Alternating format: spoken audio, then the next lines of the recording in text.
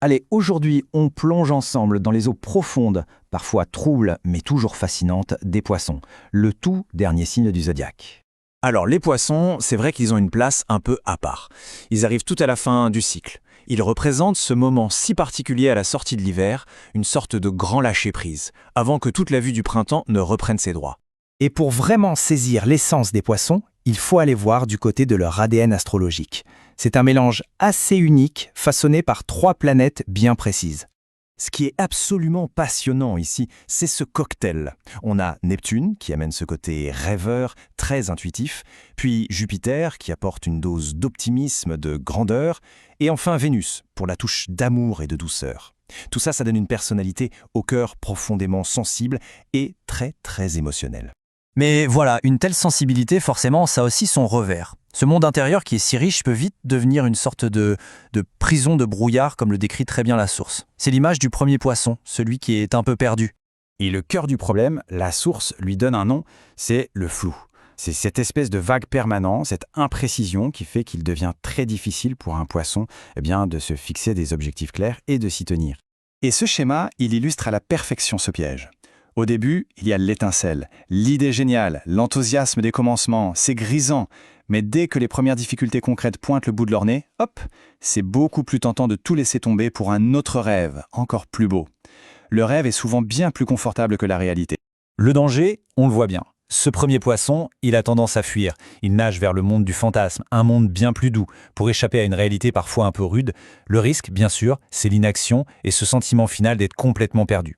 Mais attention, ça, ce n'est qu'une facette de la médaille, c'est seulement la moitié de l'histoire. Il ne faut pas oublier qu'il y a un deuxième poisson, et lui, il nage dans une direction radicalement opposée. Et ce deuxième poisson, il incarne toute la puissance des poissons, une force incroyable qui est directement ancrée dans leur connexion si particulière au monde des émotions. C'est ça, leur véritable super-pouvoir, l'empathie. La source parle même d'une capacité surdimensionnée à ressentir ce que les autres ressentent. C'est ce qui en fait des partenaires, des amis, d'une compassion juste extraordinaire. C'est une intuition qui est presque psychique en fait. Les poissons entrent dans une pièce et instantanément ils captent l'ambiance. Ils comprennent ce qui n'est pas dit et ils sentent les courants émotionnels que la plupart des gens ne perçoivent même pas. D'accord, mais d'où ça vient cette intelligence si particulière ? La source avance une idée qui fait vraiment réfléchir. Et si finalement, la majeure partie de notre intelligence n'était pas logique, mais plutôt émotionnelle et inconsciente. C'est ça qui est intéressant.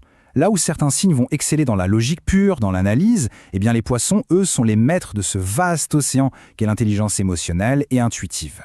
Et attention, on pourrait croire que c'est juste une question de sentiment, mais pas du tout. Cette intelligence intuitive, elle peut mener à des découvertes, à des visions absolument révolutionnaires. L'exemple ultime, c'est Albert Einstein. Un poisson, bien sûr, décrit ici comme un concepteur d'avant-garde avec une immense finesse. Alors la question c'est, que se passe-t-il quand ces deux forces opposées, le rêveur un peu perdu et l'empathique ultra connecté, apprennent enfin à nager ensemble, en harmonie? C'est là qu'on voit se dessiner un véritable chemin de vie, une sorte de parcours initiatique pour les poissins.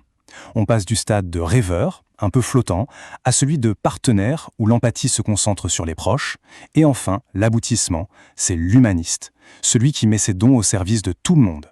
Et ce rôle de finisseur de cycle, ça leur colle parfaitement. En tant que dernier signe du zodiaque, ils comprennent intimement la notion de fin, de lâcher-prise.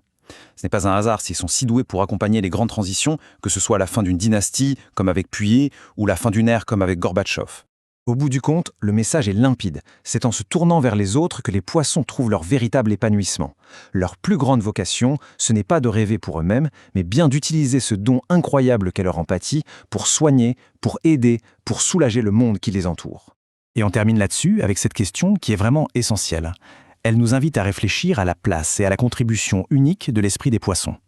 Dans un monde qui valorise tant la logique et la raison, quel est finalement le véritable pouvoir d'une intelligence qui, avant tout,